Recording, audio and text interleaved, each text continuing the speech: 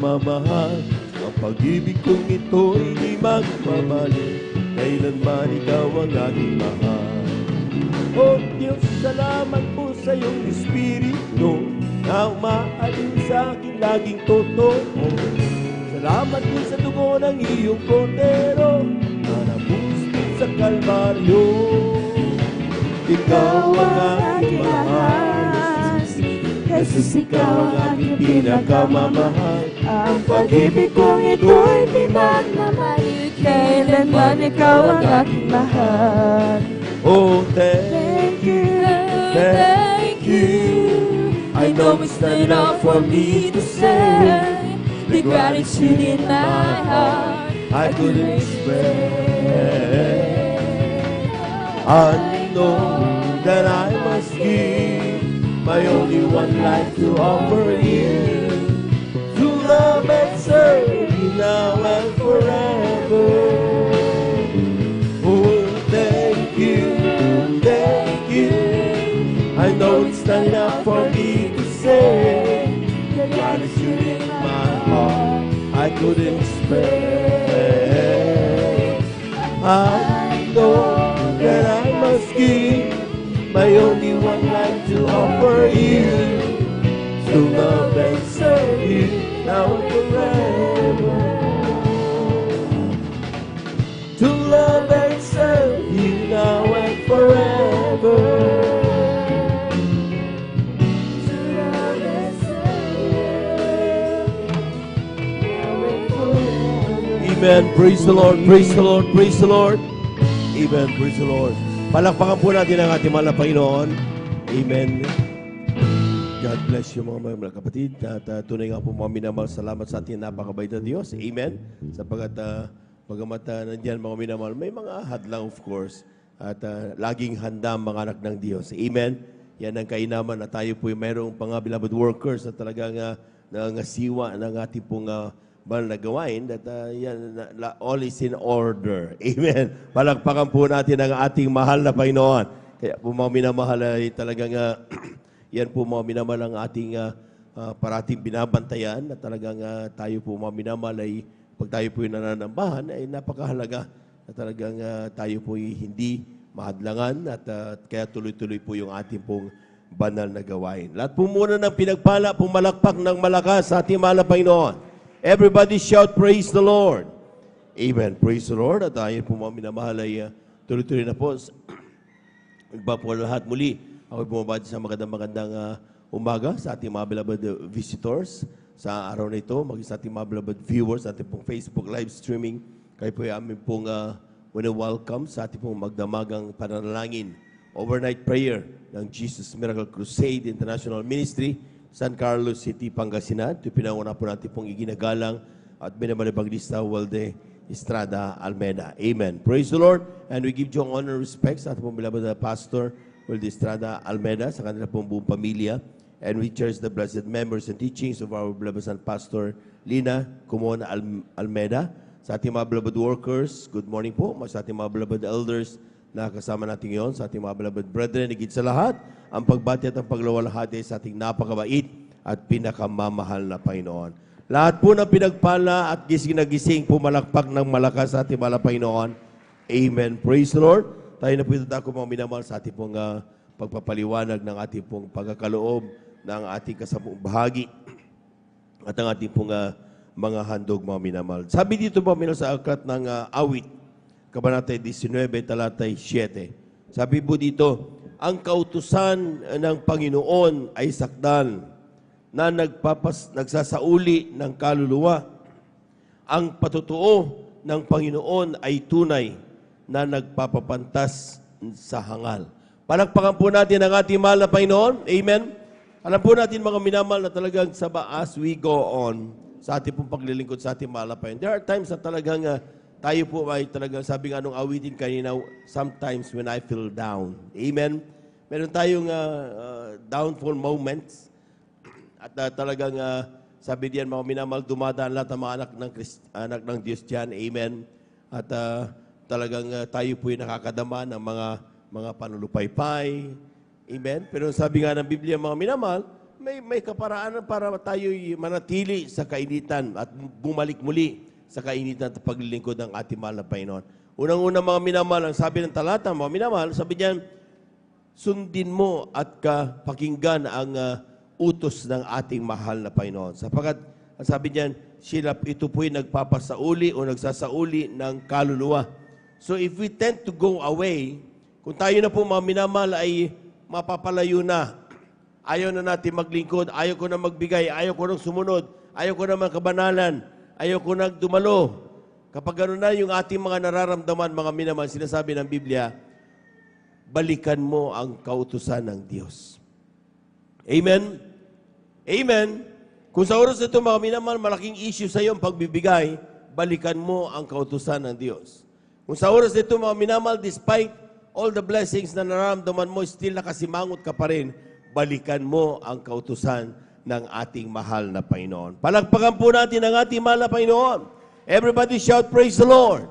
Sapagkat sa ating po pagsaganap ng bagay na ito, mga minamahal, bumabalik yung ating kainitan. Amen? Yung ating po mga ginagagawa na ito'y taliwas na sa ating mahal na Panginoon, ang sinasabi diyan, we come into remembrance what the Lord hath done to us. Amen? Kaya sabi dito sa Biblia, mga minamahal, kung ating ginaganap ang mga bagay na ito, sabi ng Deuteronomio, Kabanata 30, talatay 11 hanggang 14. Lahat mo muna ay pumalakpak muna ng malakas sa ating mahal na Panginoon. Sabi dito, sapagkat ang utos na ito na aking inutos sa iyo sa araw na ito, ay hindi totoong mabigat sa iyo, ni malayo man, wala sa langit, upang huwag mong sabihin sinong sasampa sa langit para sa atin at magdadala niyaon sa atin at magpaparinig sa atin upang ating magawa. Wala sa dako roon sa dagat upang huwag mong sabihin sinong daraan sa dagat para sa atin at magdadala niyaon sa atin at magpaparinig sa atin upang ating magawa. Kundi ang salita ay totoong malapit sa iyo, sa iyong bibig, sa iyong puso, upang iyong magawa. Palakpakan po natin ang ating mahal na Panginoon. Amen. Sabi ng talata, mga minamahal, ang salita mismo ng Diyos, itong kautusan na ito, ay parating nasa ating puso, sa ating bibig. Amen. At kaya nga mga minamahal, from time to time, ito po'y bukang bibig ng mga anak ng Diyos ang kautusan ng ating mahal na Panginoon. At kapag ginaganap natin ito, mga minamahal, doon tayo napapalaya. Amen? At isa sa mga kautusan ng Diyos, mga minamahal, itong pagbibigay na ito. Marami pong masasabi natin na talagang they're really trying their best na maging righteous sa harapan ng mahal na Panginoon. At sila po, mga minamahal, ay talagang pagdating sa mga pang-araw-araw, ginagawa ko na. Sabi nga nung isang mayaman, mga minamahal. Amen?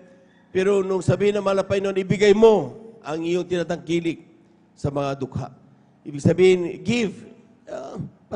Patungkol na sa kayamanan, medyo tumitiklop ang Kristiyano. Amen? Nawawala yung kanilang pagtitiwala sa Diyos. Ayaw ko na, ibang usapan yan pagdating sa pagpera ng pinag-uusapan. But don't you know, mga minamahal, na yung ating pagkakaloob ng ating kasabong bahagi at mandog, pagpapakita ito ng ating pagtitiwala at pananampalataya sa Diyos. Maraming mga Kristiyano, mga minamahal, walang makain, baon sa utang, pero nung sila nagtapat, doon lalo silang pinasagana ng ating mahal na Panginoon. Nakita mo yung mga patutuo, mga minamahal, even from the Christians before, nung tayo po mga minamahal, mga 1985, 1990s, amen, na mga Kristiyano, mga minamahal, ang ilan talaga nagtatago sa silong ng kama dahil nandyan na yung magdidimanda sa kanila dahil milyon-milyon ang kanilang utang. Amen? Ang ginawa nila mga minamahal, may sasakyan, jeep. Anong ginawa nila? Instead na ibenta ito, at para mabawasan man lang, sabi hindi, kulang pa naman ito eh. Ang gawin ko na lang, ibigay ko na lang sa gawain na mahal na Panginoon. Ibinigay yung jeep, mga minamahal. Amen? Nung kanya binigay yung jeep, mga minamahal, pinanasagana siya ng ating mahal na Panginoon. Palakpakan po natin ang ating mahal na Panginoon. Bakit? Totoo kasi ang salita ng Diyos. Amen? Ang kailangan lang natin, mga minamahal, magtiwala sa kanyang mga salita.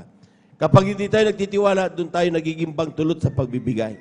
Kaya ang sinasabi ng Biblia, mga minamahal, na kapag tayo lumalapit sa ating mahal na Panginoon, ang sabi ng Aklat ng Malakias, Kabanata 3, talatay 7 hanggang 9, sabi niya, mula ng kaarawan ng inyong mga magulang, kayo nagpakaligaw sa aking mga tuntunin at hindi niyo tinalima. Manumbalik kayo sa akin, ako'y manunumbalik sa inyo, sabi ng Panginoon na mahugbo. Ngunit yung sinasabi, sa ano kami manunumbalik? Nanakawan baga ng tao ang Diyos, gayon may ninanakawan niyo ko. Ngunit yung sinasabi, sa ano ka namin ninanakawan? Sa mga ikasampung bahagi at sa mga handog. Kayo nagsumpa ng sumpa, sapagat inyo kong ninakawan sa makatiwid bagay nitong buong bansa. Palakpakan po natin ang ating mahal na Panginoon. Amen. Kapag tayo po lang mga minamahal din nagkakaroob ng ating kasama, akala natin it's nothing. Wala namang correction yan sa kaligtasan eh. Amen. Sinasabi ng Biblia, tayo nagkakasala sa Kanya, mga minamahal. Amen. Kapag tayo po mga minamahal ay gumaganap ng isang bagay na hindi kalooban ng mahal na Panginoon, what do you expect? Amen? Huwag mo sabihin, mga minamahal, pagdating ng rapture of the church, ay talagang kasama ka pa rin. Kaya napakahalaga itong pagbibigay na ito. Marami pong mga Kristiyano o mga congregations ayaw ipangaral ito dahil sa takot nilang sila layasan ng kanilang mga miyembro, mga minamahal. Ngunit, kahabagan mahal na Panginoon at talagang ang mahal na Panginoon ay talagang nagbigay ng totoong aral sa ating mahal na pastor upang ipangaral naman sa atin, mga minamahal. Nung ating natutunan ito, mga minamahal, walang takot. Kung gusto mo ng langit, sumunod ka. Amen. Kung ayaw mo ng langit, di bahala ka. Importante na sabi namin sa iyo. Ganon, ang ruling. Sapagkat seryoso ang kaligtasan ng mga minamahal. Amen. Hindi po ito biro-biro. Kaya kailangan sabihin yan, mga minamahal, instead na mawala ang miyembro, lalong dumadami ng dumadami. Bakit? Sa kanilang pagsaganap ng kanilang pagkakaloob ng kasamang bahagit madog, doon na nila napapatunayan, totoo ang Diyos na kanilang sinasamba. Totoo ang Diyos na ating pinaglilingkuran. Totoo ang Diyos na ipinapangaral ng mga pastor. Totoo ang Diyos na siyang nagsasabing, whatever you want, just tell me. Sabihin mo sa akin at kay aking pagkakaloob sa iyo. Palakpakan po natin ang ating mahal na Panginoon. Kulang na palakpak yan, mga minamahal. Amen. So ano ito yung kasampung bahagi, tandog mga minamahal, na sinasabi ng Biblia? Kasampung bahagi, ito yung tithes. 10%. Amen. Pero nakita niyo mga minamahal, ito yung mayroon tinatawag na handog. Kasampung bahagi at handog, sinabi ng talatang 8. Bakit mga minamahal? Magkasama talaga ito. So sabi ng mga Kristiyano noon, "Mala pastor, ilang porsyento ang bibigay ko para sa aking handog?" Sabi ng mala pastor, lakipan mo ang iyong ikasampung bahagi, tapatan mo. So another 10%. So 10% sa tithes, another 10% sa iyong handog. So all in all, yan yung tinatawag nating 20% giving. Amen. Noon pa natin narinig yan. Amen? Kaya po mga minamahal, kapag tayo po mga minamahal nagbibigay, for example, mga minamahal, mayroon tayong 1,000 times 0.2 kaagad yan. Amen? Sa ating calculator, pa dito magkamali. Amen?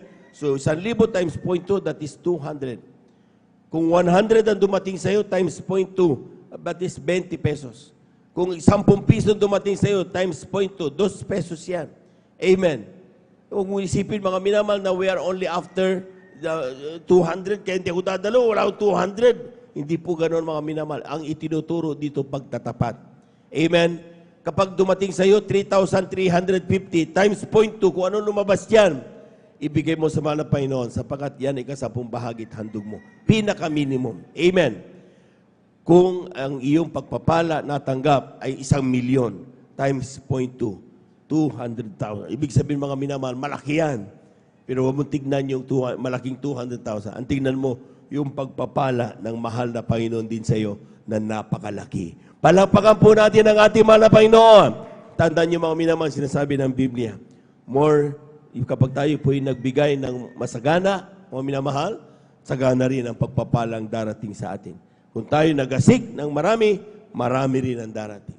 Kaya naman tayo po mga minamahal pinagpapalang lubos ng ating mahal na Panginoon. Dati wala na tayo, wala na. Ngayon pinasagana tayo ng mahal na Panginoon. Amen?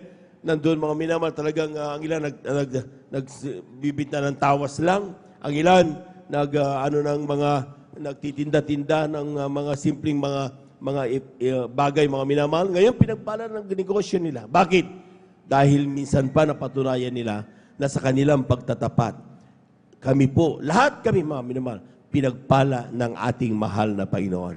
Lahat po mga minamahal naniniwala dyan, pumalakpak ng malakas sa ating mahal na Panginoon. Praise the Lord! At yan po mga minamahal, ang sabi niya Biblia mga minamahal, sa bawat banal na gawain, dapat dalhin ay kasampung bagay tandog na yan.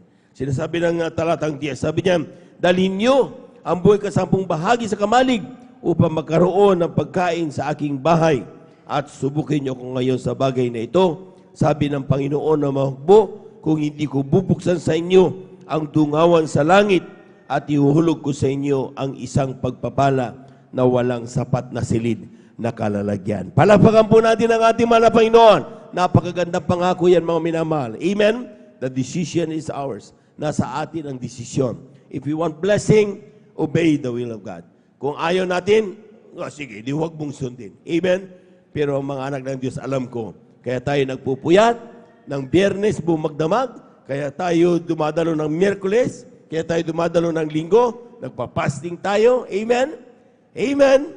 Ginaganap natin dahil gusto natin ang pagpapala. Gusto natin ang buhay na walang hanggan. That's the reason why alam kong matatapat ang mga anak ng Diyos. Palakpakan po natin ang malakas ang ating malapay noon. Hawakan na po natin yung ating kasampung bahagi at ating pumahandog. Ito yung panalain po ng ating mga kapatid, ating beloved elder, Brother Saldi de Guzman, upang ito po'y basbasan ng ating mahal na Panginoon. Praise the Lord. Tayo lang po.